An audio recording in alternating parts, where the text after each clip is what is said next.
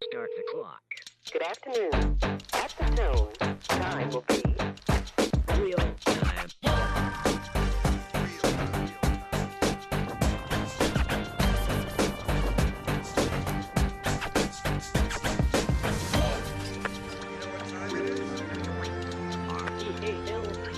Welcome back to another episode of Supercoach RD4 Nick Ness back with you for another week. Round 4 done and dusted. And carnage. It was carnage on Saturday and everyone was licking their wounds. Dangerfield down, scored a 66. Tim Kelly really affected me, a 39. Probably played the worst game of his career. Tagged and coming off his ankle injury. Menegola was down. Lots of primos were down. Zach Williams. And it continued on all day. All the Adelaide players were under par. Dom Sheed, 66. And everyone's scores were really struggling. And then today came along and Paddy Cripps saved the day for a lot of us. A lot of people had him captain, including myself. And he sort of salvaged the score for us. Billings also was really big last quarter if you have him. 60 points in that last, getting St Kilda over the line against Hawthorn. We scored a 2-1-7-9 below par again.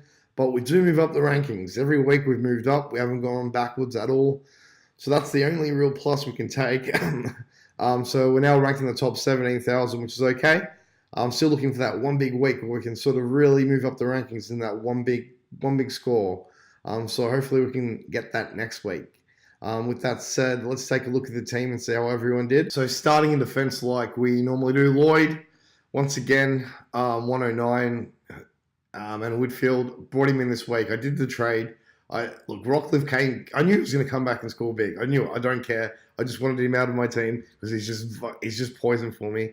So, and I preferred to have two rookies playing in the midfield. That didn't help this week. So I pulled the trigger there. So, and we went early on stack. So that was the trades we made for last week.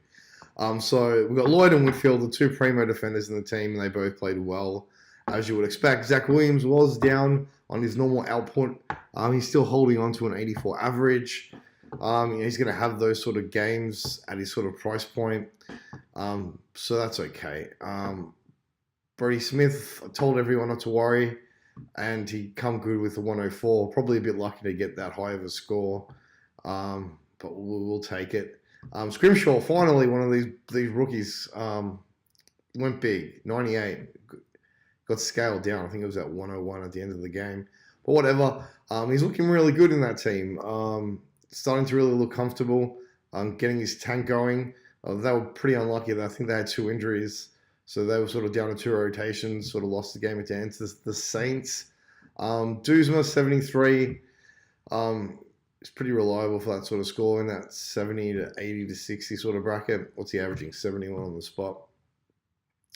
Clark, sort of down. His sort of output's a bit down. 53. I don't think you can expect much from him. He'd be the first one looking to trade off.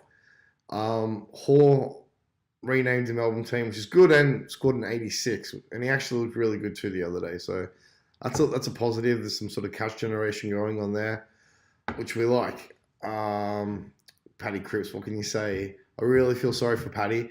He's such a gun, and he plays in that team with a bunch of spuds, and he did everything today to get them over the line, and they just blew it. It was really hurt for him. But on the Supercoach front, captain, 169, high score of the week. Thank you very much. McRae, 110, consistent as ever. Oliver, really down. Oliver and Brayshaw. Melbourne finally win a game. You'd expect those two to go plus 100, go big, go 120s, and they 87 and 89 between them. Oliver's disposal efficiency is seriously no good. He's down on tackles this year. Might have something to do with the shoulder surgery he had during the the preseason holidays or whatever.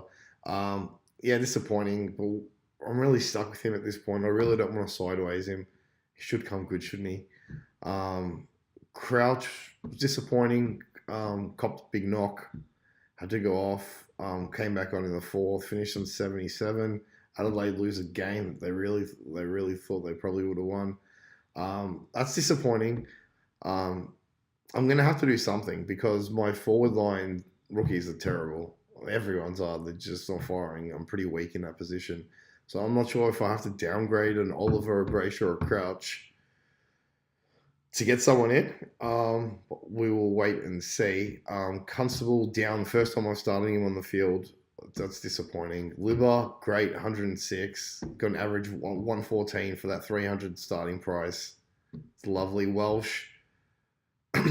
He's a gun. I've said it from day one. As soon as I seen him play in the preseason, said this kid's going to be a gun, and he's gotten better every week. Gun 123.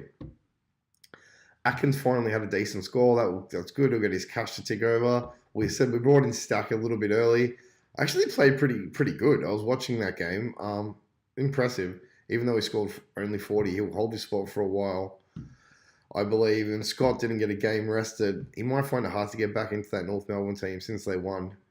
But he should come back in at some point, so it's worth holding on to. As far as players you should be bringing in, I know Ross from Richmond played a really good game. It was his first game. Scored about an 87. Played in the guts. Had about 25 touches. Definitely if you can hold his spot, he'd be someone to bring in not this week, but next week.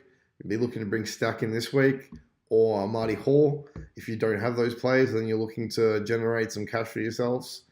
Gorn Gunn. This is the first time we really missed Grundy. Scored a 160. Looks like he's going to have another jet of the season. On the plus side, Goldstein's doing his end of the deal, 113, which is what you want from him.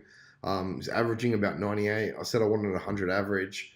So we're not losing too many points, but we definitely do want to bring in Grundy. Maybe we'll look to do it. We've probably got more pressing issues at the moment in the forward line, as we'll get to now. So Dangerfield was down. If you had him as captain, it's hard luck. What can you do? Heaney, back to his best. Another big game. 130 on the back of his 122 last week. He is the top 3 forward. Make no doubt about that. Kelly, ankle injury going into the game, getting tagged by De Boer, and he just looked disinterested and didn't want to be a part of it. He will not play that bad again for the rest of his career. He's got to put a pen through that one. And that really hurts. He's a primo and he's scoring 39. Now let's get to these shocking forward rookies. Drew, he struggled ever since Ollie Wines has come back into the team. He's sort of mismatched in the forward line and back line. Can't really get on the ball. He played better than last week, though. He played a bit more in the middle than last week. 61. Parker, terrible, 32. Center Spud, 54. Yuck. And then Bolter, get this. He's the first player in Supercoach history, Bolter, to go down below his starting price. So his starting price was 123 and he's down to 119 off his 4 games. That is terrible. He scored 14. He is terrible. Every time he gets near the ball, he does stupid things with it. He gives away free kicks. It's nuts. It could not be worse. And Petrarca was like on 25. It was like on 30 at quarter time. And he finished on 36. So we definitely have to do something in this forward line. That's the number one priority.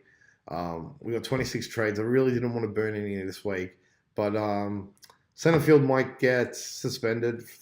Chicken wing tackle, knock someone out. That's not good. Parker went off injured at some point, came back on. Could get dropped, might not make it through injury. So there's definitely some real issues there. I really don't want to be playing Bolter or Petrarca or both or any. But one of them might have to play if both are out. And it's about a trade.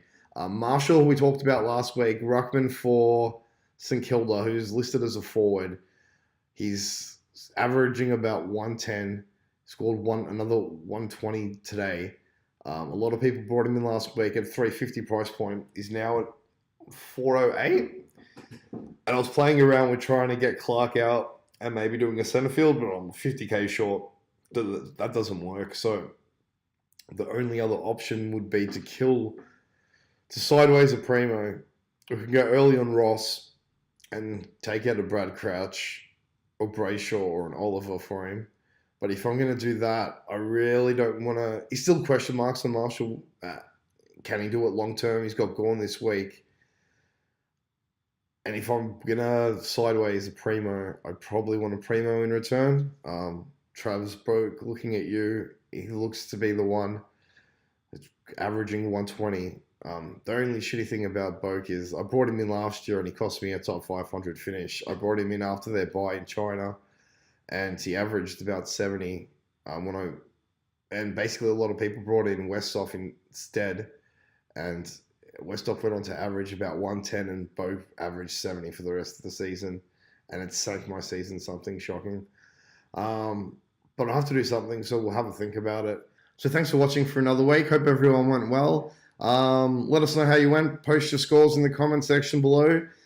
If you have any questions, let me know. And hit the like and subscribe button because that helps the channel out. And we'll see you guys next week.